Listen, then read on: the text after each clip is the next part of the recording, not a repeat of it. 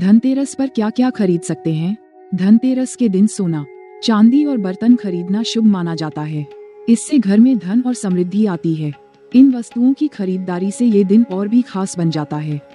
पौराणिक कथाओं में कहा जाता है कि इस दिन नई वस्तुएं खरीदने से घर में शुभता और समृद्धि आती है। ये पर्व सिर्फ आर्थिक रूप से ही नहीं, बल्कि स्वास्थ्य और परिवार की खुशहाली के लिए भी विशेष माना जाता है। इस दिन पर सोना खरीदना हो या नया बिजनेस शुरू करना हो, धनतेरस को नई शुरुआत के लिए बेहद शुभ माना जाता है।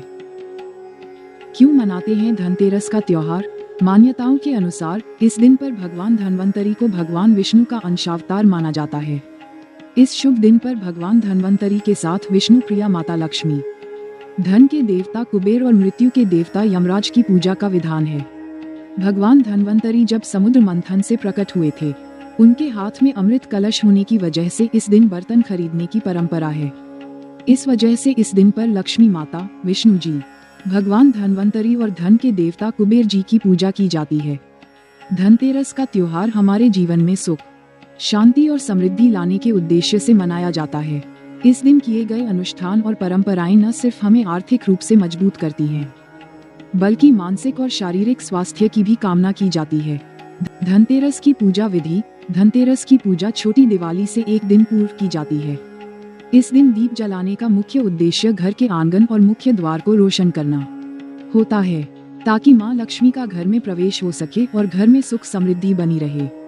धनतेरस के दिन मां लक्ष्मी, भगवान धन्वंतरी और भगवान कुबेर की पूजा की जाती है। पूजा के लिए श्रद्धालुओं द्वारा पूजा स्थल को स्वच्छ करके दीपक जलाया जाता है। इस दौरान मां लक्ष्मी जी को पुष्प और मिठाई अर्पित की जाती है और धन्वंतरी जी की आराधना की जाती है। इस दिन लोग अपने घर को साफ सुथरा रखते हैं और दीपक जलाकर दरवाजे और आंगन को रोशन करते हैं। यह माना जाता है कि इससे घर में मां लक्ष्मी का वास होता है। धनतेरस की रात को घर के हर कोने में दीप जलाने की परंपरा है। यह माना जाता है कि इससे परिवार में सुख, शांति और समृद्धि बनी रहती है।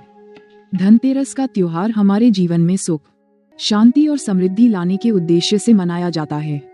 इस दिन किए गए अनुष्ठान और परंपराएं न सिर्फ हमें आर्थिक रूप से मजबूत करती हैं, बल्कि मानसिक और शारीरिक स्वास्थ्य की भी कामना की जाती है।